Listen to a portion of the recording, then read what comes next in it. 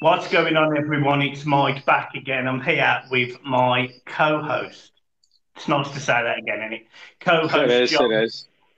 Following yesterday's match reaction, which was pointed out, recorded in the back of a Toyota Aygo. If anyone knows how small that car is, you'll know how small it was for me and John after suffering a really bad defeat. And me and John wanted to come on today and really go into how we're feeling and also just talk about the board, what they've done, how it's made John feel. John, it sounds bad, but I'm going to ask you this because I asked you to come on, and obviously we spoke about it yesterday. Because unlike me, it sounds awful, but I'm used to this. I'm used to it being rubbish. We've won nothing, we've achieved nothing. Some people would say, "Oh yeah, we've had good times," as Ken Wright put it, and we've played in Europe and whatever. But you've seen us win stuff. You've seen the memory, and now we are where we are. Which let's not sugarcoat it. I think you take a very optimistic person to probably believe that Everton are going to stay up comfortably now, because I think we're relegated. How do you feel?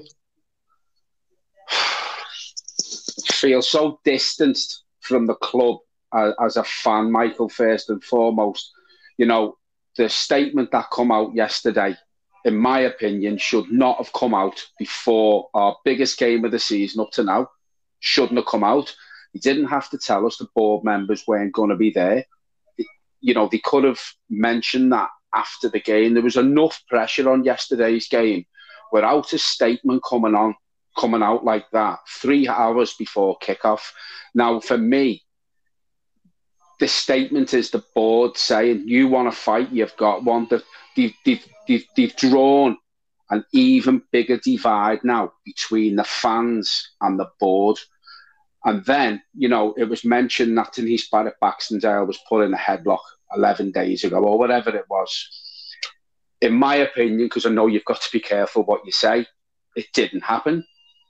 If that would have happened that day with a fan getting Denise Barrett-Baxendale into a headlock, it would have been all over social media. It would have been all over the news, in the newspapers the next day. We've heard nothing of any such thing that happened, Michael. You know what it's like on a match day with the amount of fans on Goodison Road with cameras out. We've seen videos of fans. It's being put out on, by some, like Match of the Day, for example, that Yerry Mina was arguing with the fans. That wasn't an argument.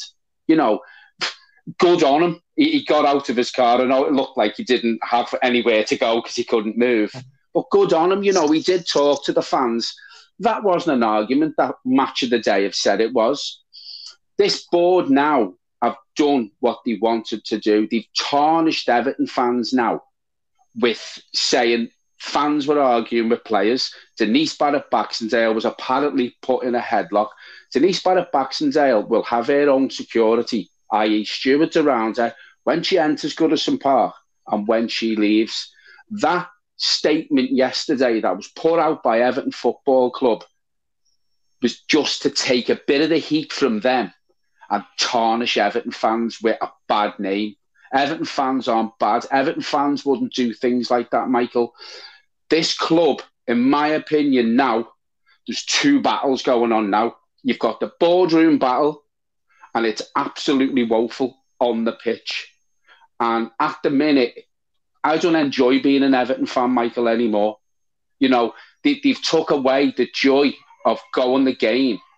For me, for you, you and your dad travel, what is it, 300-mile round trip or whatever it is, to come to watch, whatever it is, to come and watch that.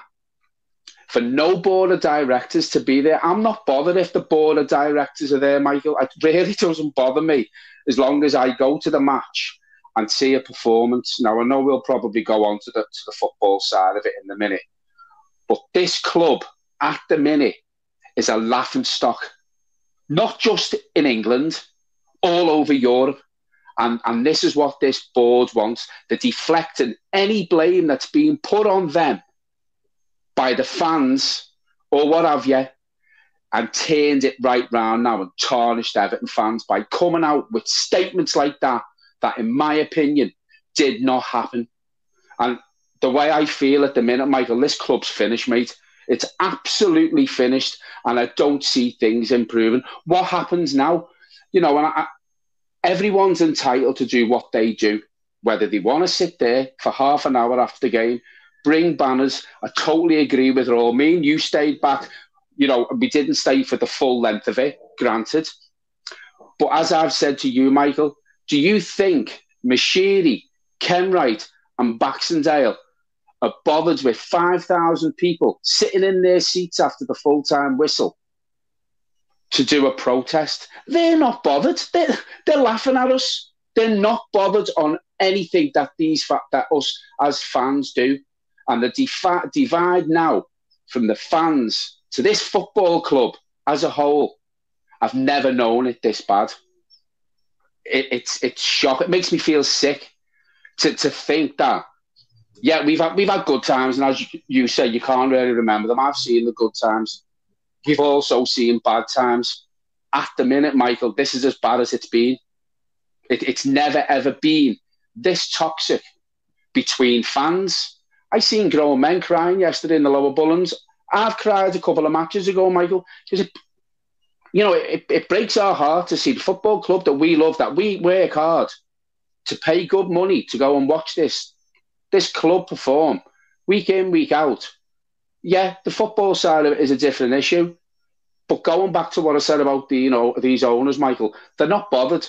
They are not bothered what people are putting on banners. And as I say, I'm not having a go at the people who done the sit-in, who pay good money to get them banners printed. I'm not. But that board of owners there are not bothered at all. I completely agree, and up until about 12:30 yesterday, I would have said, do you know what? It would have been a really good visual display, all the banners, and yeah, you're right. We stopped back as well. The channel we supported the NS now, and all sorts. So our logo was there. We stayed until probably 5 minutes before everyone left. I think we left at 5:25, and I think people were leaving at 5:30. So yeah, I mean, if people want to take a pop at that, they can. But I mean, I think we did our bit.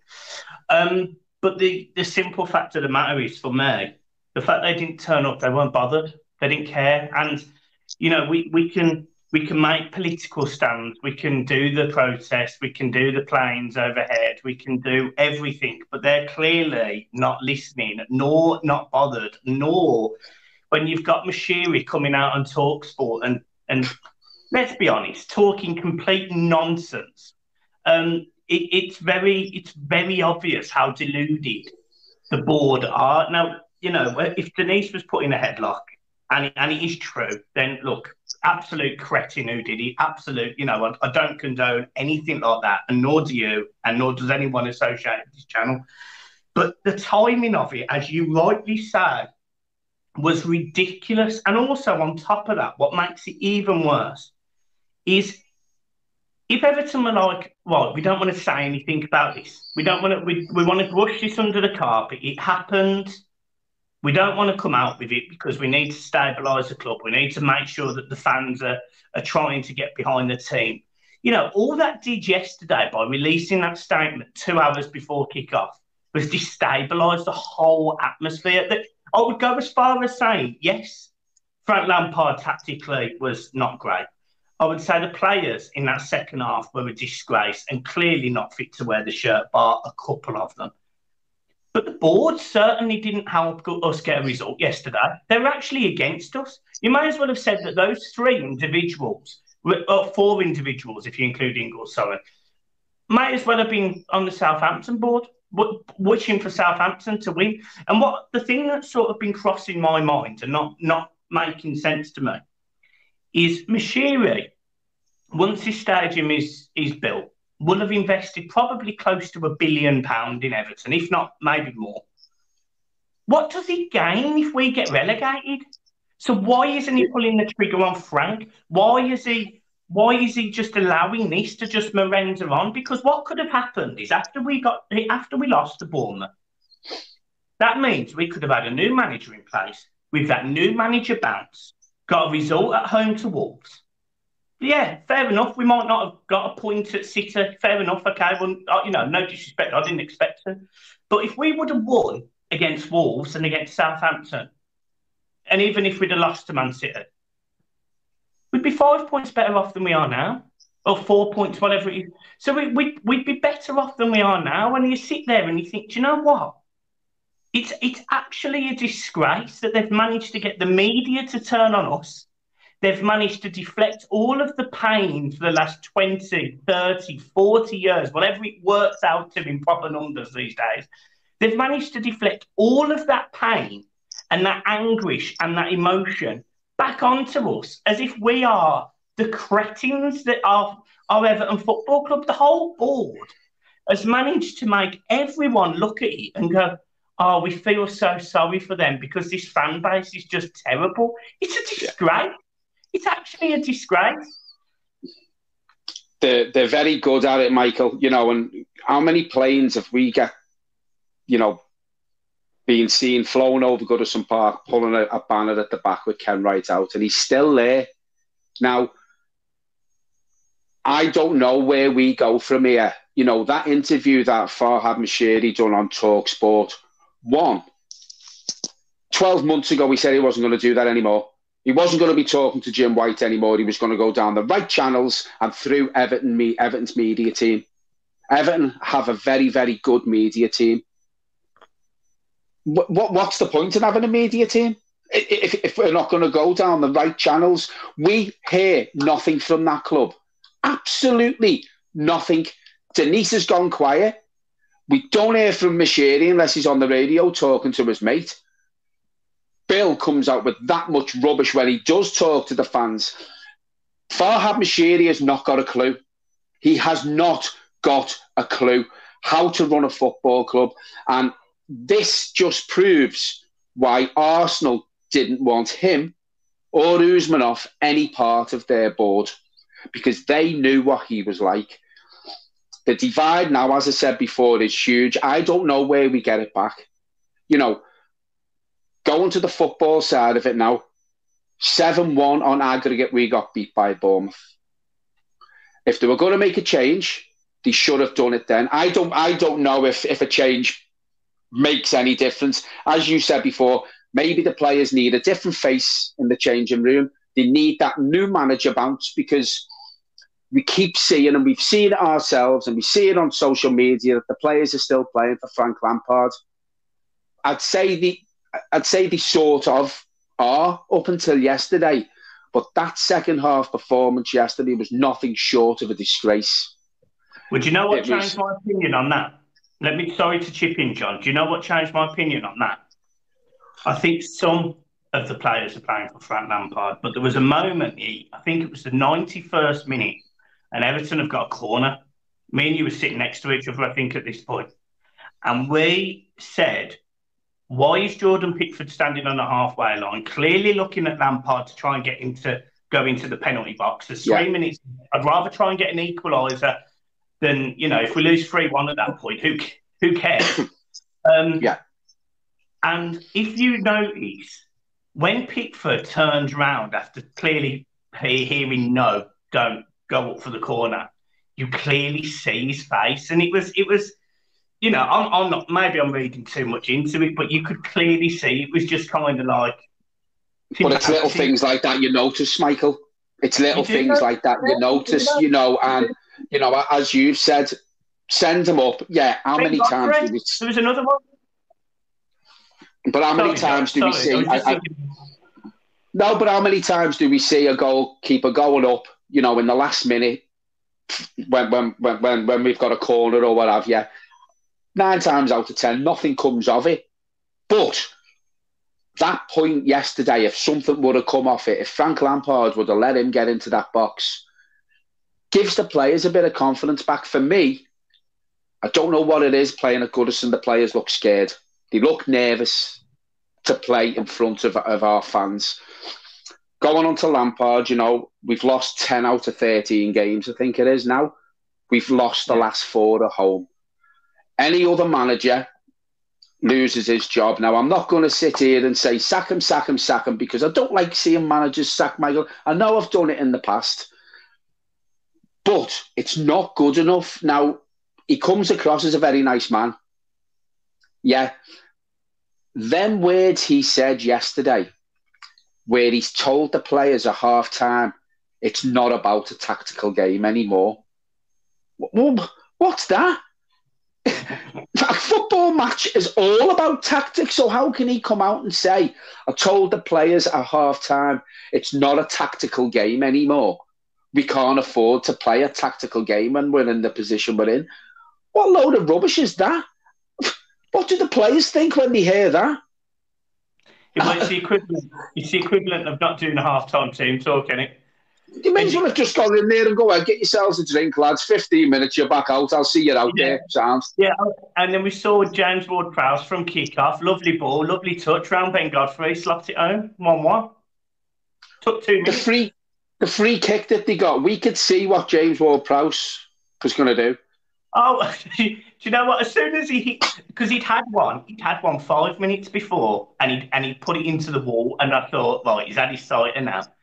And when he stepped up for that second one, I thought it's going in.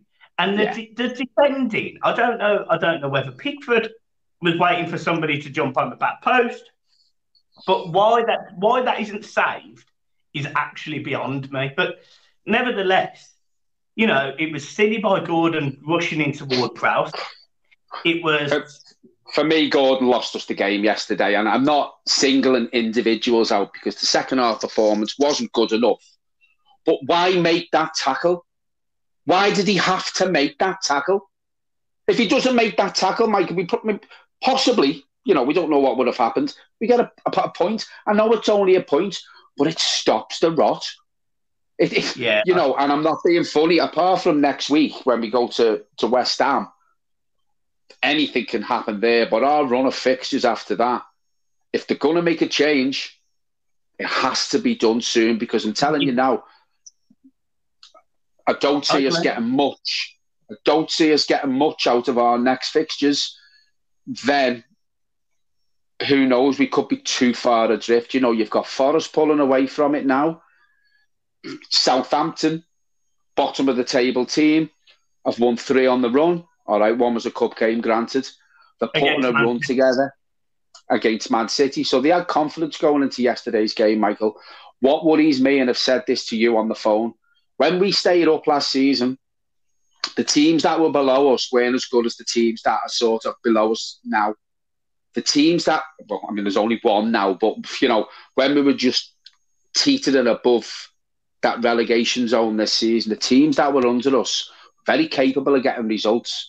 Wolves have brought a new manager in. They're spending money. Nottingham Forest are spending money again. Southampton have brought a new manager in, won 2 league games on the bounce and knocked City out the cup.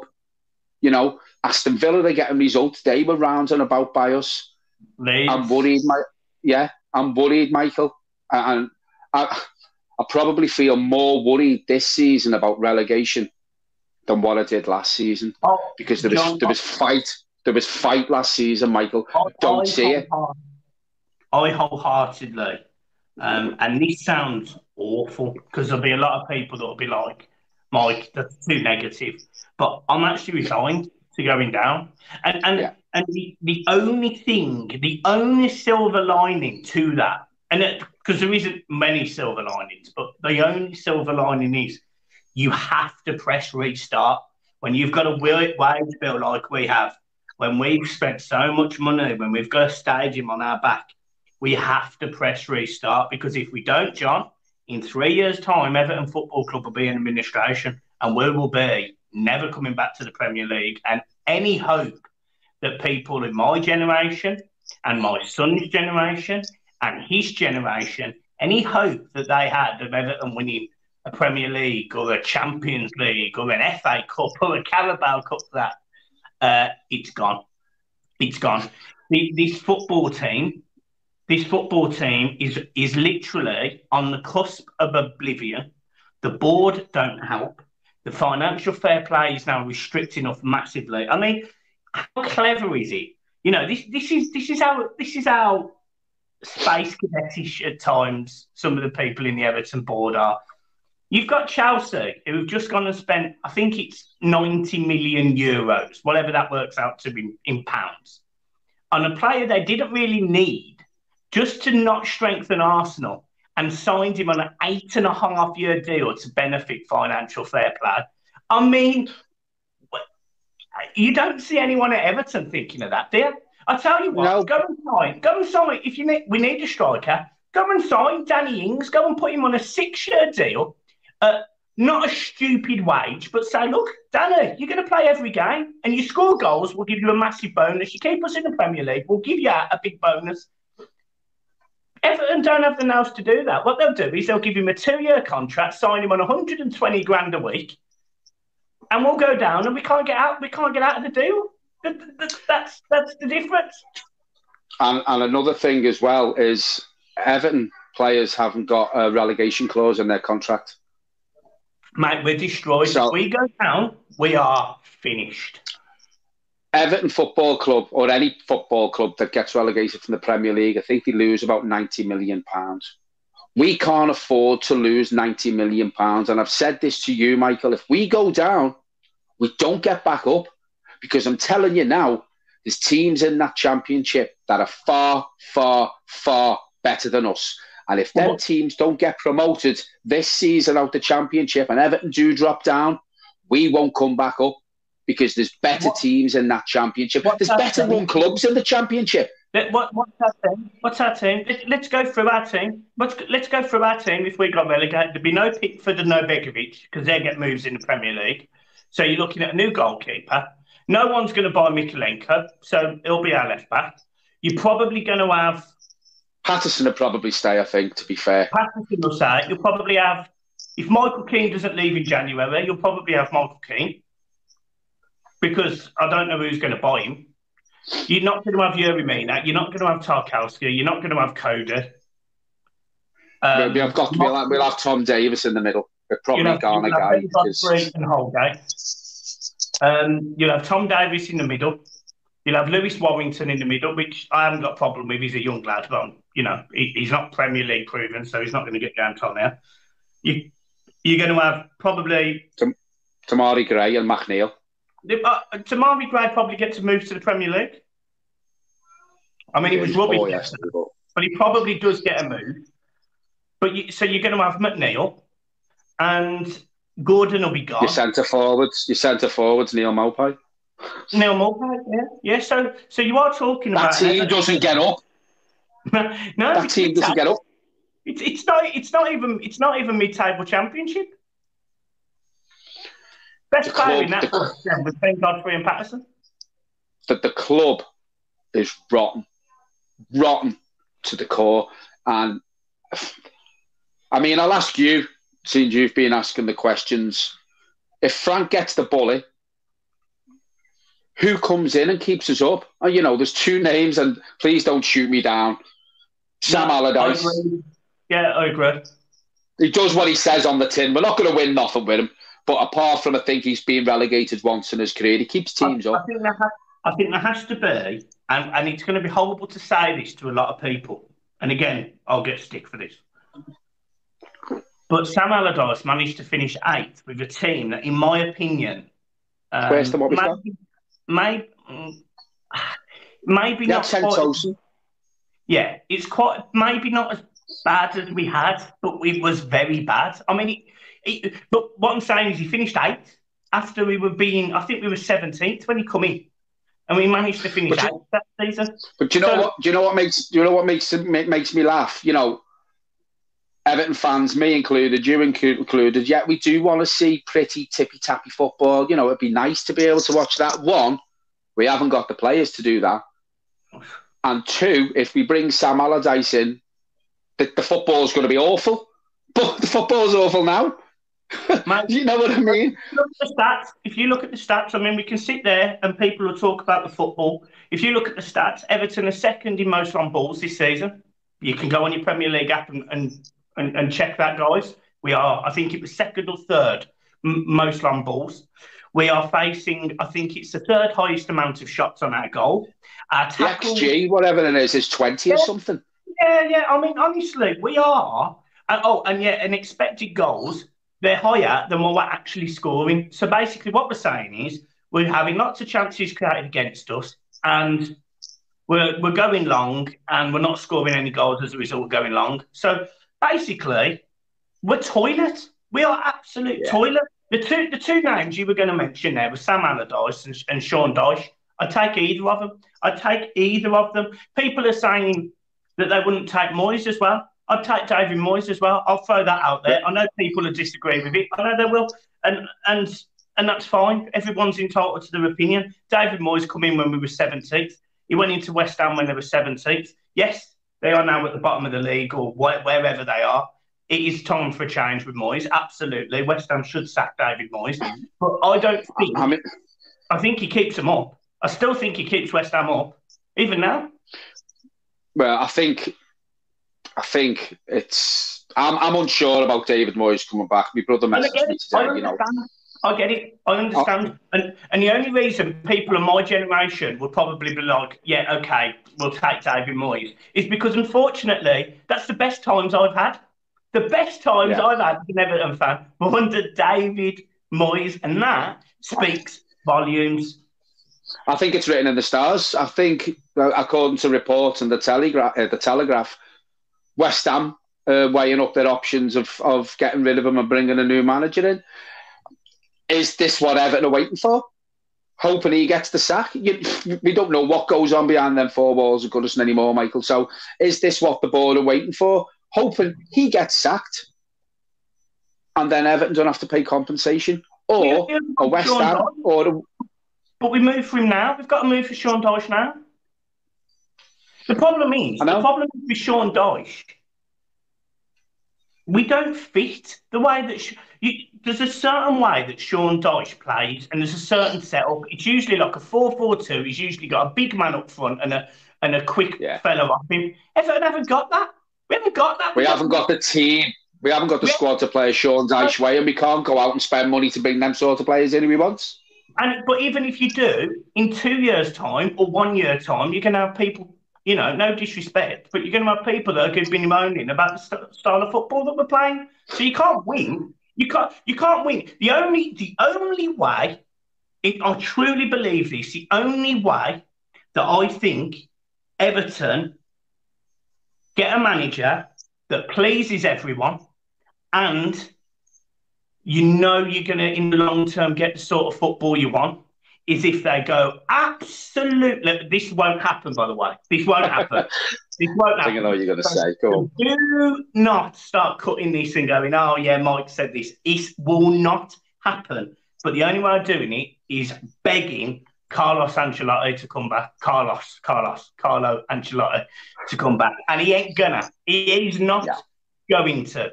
But that is the only manager that I can think of that people were behind who sort of knew that they could trust him with the board. And yet he didn't, and he turned his back on them. And why did he do that? Because they're all a joke. But this is the problem we have. The situation we're in, Everton can't go out and attract a top manager. I see people putting on Twitter, go and get Tuchel or go and get Poch. What's going to happen? They're not going to come to us. They'd laugh. They'd laugh at us. If Machini or Ken Wright picked the phone up and phoned one of them and went, do you want to come and mention Everton? They'd pee themselves laughing. But this is the problem you've got. No top manager's going to come into Everton. Listen, Everton have got history. We're a massive club on past times. At the minute, no top manager in world football is going to come into this football club because of the state of it. The state of it. And it's well known now everywhere that the owner, the board of directors cannot run a football club. They're not going to come in. A top manager's not going to come in and work for people like that, Michael. Not a chance. So at the minute, as you said, I'm resigned to relegation. If we stay up, it's a bonus. There's 19 games left. This is the only hope that I have. We're only halfway through the season. 2 or 3 wins your 10th, 12th, or whatever it is. It's that close. But with our run of fixtures coming up, do you really see Everton getting 2 or 3 wins out the 5 or 6 games that we've got coming up? No. So I just don't know where the club as a whole goes from here. We need to see we need to hear from this board, Michael. We need someone to come out regarding the statement yesterday to make everyone see if it was true. And I tell you something now, whoever put that statement out, if it was a load of lies to deflect the hassle that board was going to get, should be done. Because they've tarnished the name of Everton fans. They've pulled us Everton fans through the mud. And I'm telling you now, if it was a lie, then I'm not being funny. Whoever thought of the lie, whoever said to put it in the statement, should be held accountable for the way. They should be sued. They can't prove it. If they can't prove it and there is no record, there's no criminal, there's no civil matter from it, they should be sued for defamation and the whole fan base should go after them. There was one thing I wanted to mention to you today, and it came out again about Alicia Usmanov and how much involvement he had in Everton, how much involvement he had in the day-to-day. Now, I'm going to make a statement here. I'm going to make a comment. And I want to see if you, I want to see your reaction to it. If Usmanov owned more than people believed, I mean, we all kind of know that he was the man behind the scenes. We all know this. But if he owned more than what it seems, can't the Premier League do what they did with Chelsea and make Mashiri sell the club? Well, if that's the case, then I hope it's true. Because I hope it's true. Because isn't it funny? I think it's a well-known fact that Usmanov, out of the 600 million that's been spent on the team, in my opinion, I shouldn't have said it's a well-known fact. In my opinion, the majority of that 600 million pound that has been spent on that team was Usmanov's money. Now, isn't it funny? I know the club hasn't been run well for quite a while, but isn't it funny that we've really, really, really hit the bottom of that hill since Usmanov had to stop being involved with Everton Football Club? Now, that tells me he was the man behind it all. And I think Farhad Mashiri is just sort of a figure to deflect how much involvement Usmanov had. Then he needs to start. That's how I read the Chelsea situation, and that's how I perceive it here. Then he needs to sell to satisfy sanctions. The problem you've got is it also means who buys us, Michael? You know what? Excuse me, Farhad Mashiri, with the money he spent on the new ground, he's going to want close to £1 billion for Everton. Do you know what? I don't care who buys us. Yeah, but no one in the right mind is going to pay nearly £1 billion for Everton when we're second from bottom in the league, when we can't spend a penny. No one's going to come in. You know, you had the Kaminsky group, and I know there's been stuff flying around, and everyone sees it on social media about the Americans. And the reason why that deal didn't go through is Bill refused to sell. I think he doesn't own something like 3% of the club or whatever it is, and he wouldn't sell his shares. Bill Kenwright, Farhad Mashiri are the biggest problems at this club. They're the cancer of the club. And until the club sold, the board's changed, things don't improve, Michael. Things do not get any better. And I don't even think we're close to being sold. I really don't. At the minute, Everton in the situation that they're in, and I know it sounds negative, and I'm sure everyone's feeling the way me and Michael are feeling. I just don't see an end. it getting any better. What can change? What can be done to change? And there's only one thing. Ken Wright resigns or Mashiri sells the club. That is the only... Well, I'm not being funny. If this club sold, Ken will be gone. Bill Kenwright will be gone anyway. Because no one in the right minds will keep someone. And as you said before, Michael, when you were talking about the running of the club, we need someone there who knows how to do it. That American consortium that was linked with us, I think Peter Kenyon was behind it. Yeah. He knows how to run a football club. David Dean knows how to run a football club. They're the sort of people you want on your board running a football club. Not Bill Kenwright, not Ingalls, not Denise Barrett Baxendale. Graham Sharp's a board member now. What does he know about being on the board of a football club? It's a job for the boys. It's a job for the boys. David Prentice left the Echo to come into Everton to be some sort of communications officer between the club and the fans. I haven't heard nothing from him. He's getting paid for doing nothing. The Everton's board is the second highest paid board in the Premier League. Do they really do anything to warrant that amount of money getting paid to them? No.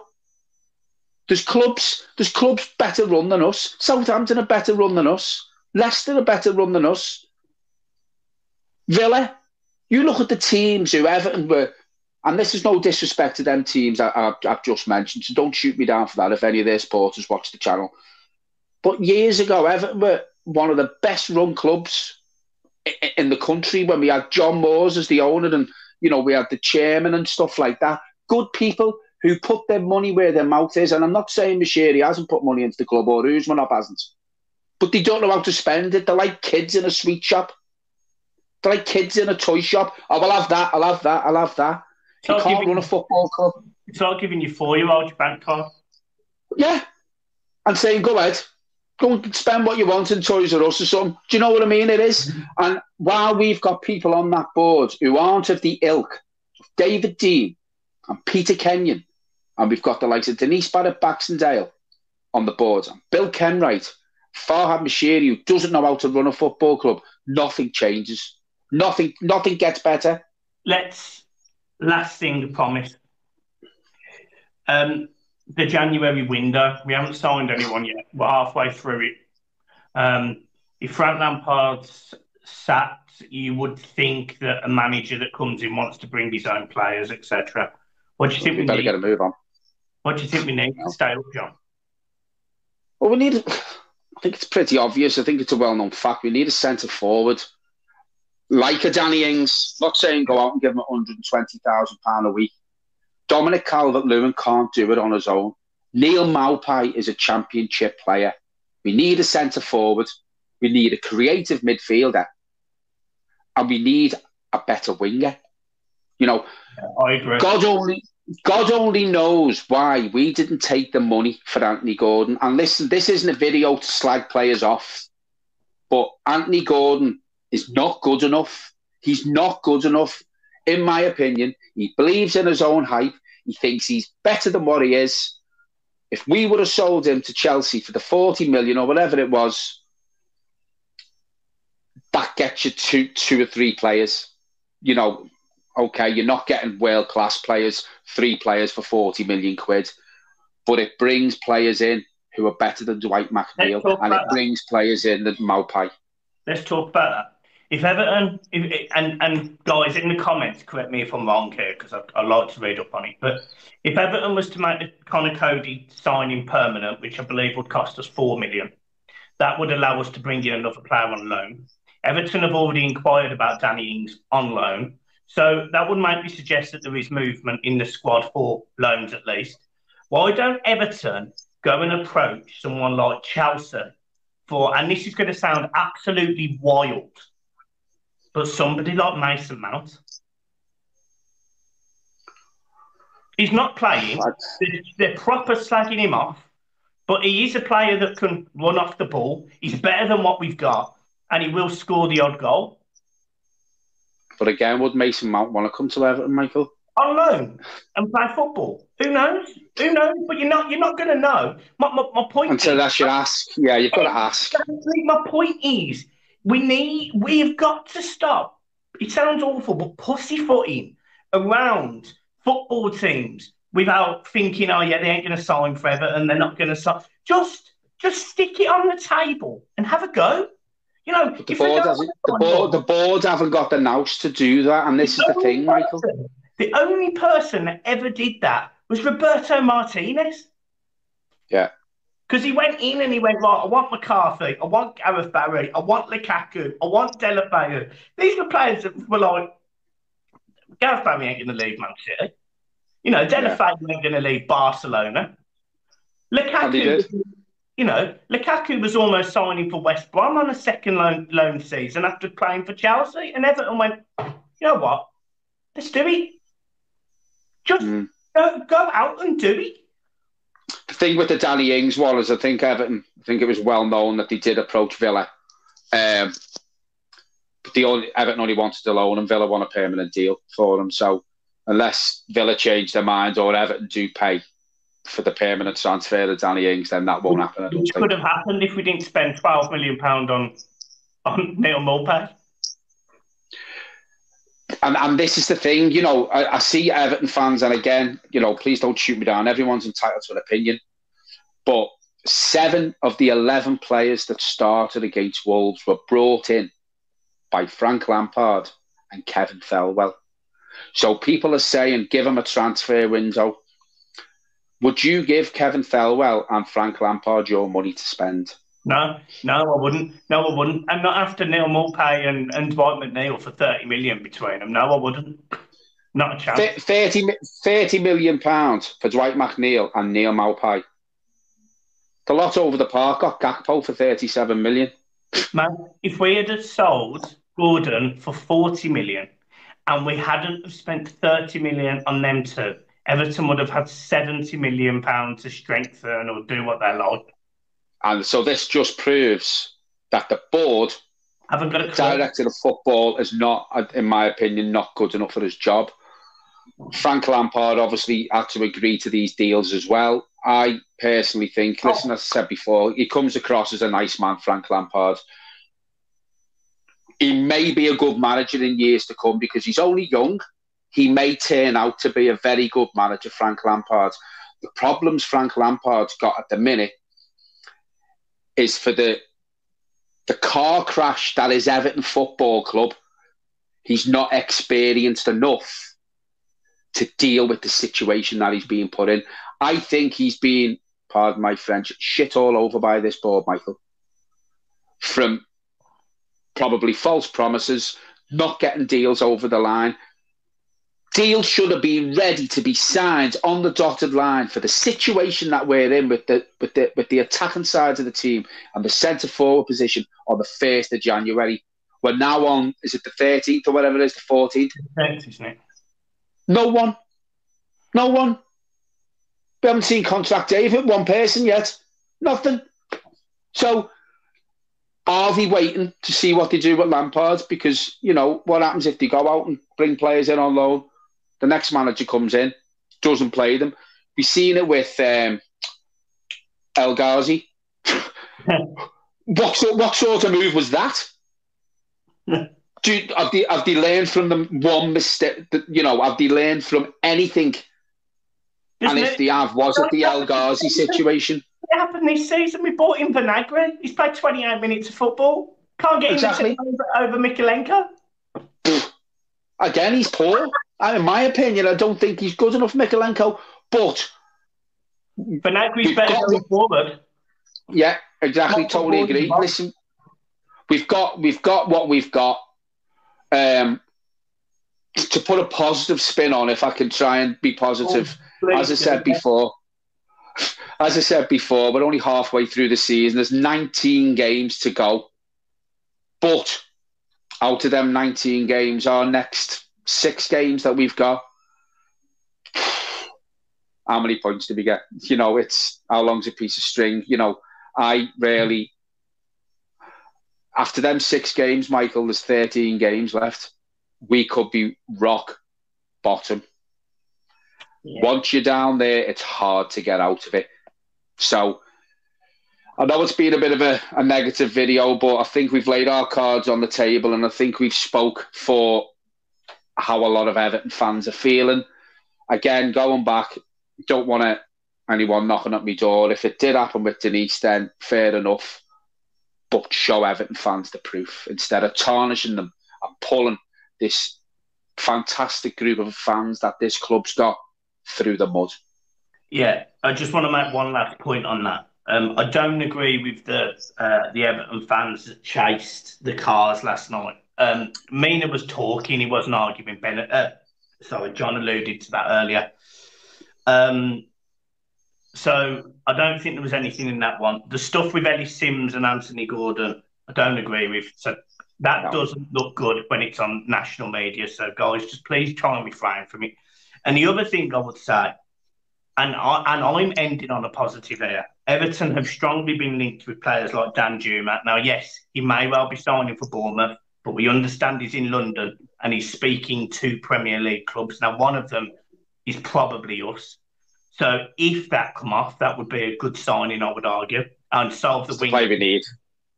And the other player that Everton have been linked with today is at Atlanta striker Zapata, who is strong, physical, pace, goal scorer. Is another player that could cause problems. And he is a better player than Mulpay. So there is signs that something may be happening. My concern is that it's under the wrong manager. And I'm sorry to say that's my opinion on Frank. I think at this point, like John's just said, he's a very nice man. I've got a lot of time for him. He was an exceptional footballer, but he's not good enough for what we need right now. And actually, if you look at it objectively, you probably could have said that last season. I think I made the same statement after the Burnley game last season, and I think he's good enough. There's only Mike Walker who's got a worse win ratio in the history of Everton Football Club, I think, or in the history of the Premier League. He's won 12 games in 46, and that includes, I think, 6 league. I think that includes 6 or 8 league, cup competitions as well. Yeah, I think tactically he's a bit. His in-game management, I think, is a lot to be desired. Tactically, I think he can be inept sometimes. I think he leaves his substitutions very, very late. Yeah. So, is that the inexperience? I know he's managed Chelsea in the Champions League and stuff like that. But listen, he had a far, far, far better team than what he's got at Everton. He failed to get Derby up, got sacked from Chelsea. He's only young, so, he might turn out to be a very good manager. I just think he's at Everton at the wrong time. Yeah. Guys, look, I've got nothing else to say. John, thank you for coming on. And you're very welcome. Make sure you hit the like button and subscribe, guys. John, have you got anything to end with? Because I haven't. No. As I say, it's been a bit of a depressing video, but I'd like to think that me and Michael have got our feelings out, and we probably speak for, I was going to say the majority of the Everton fans. I think me and Michael speak for all of us, to be fair. Keep your heads up if you can. Hopefully things will get better, but I think the way the team is making us feel at the minute, and the people in the hierarchy are making us feel, it's hard, but please, if there's any proof out there that happened, show it. If there isn't any proof, then whoever put that statement out needs to be held accountable for pulling Everton fans' name through the mud. There you go. Guys, it's been a pleasure as always. Keep smiling. Make sure you hit the like and subscribe button. And that has been me and John talking Everton. Peace. Cheers, folks.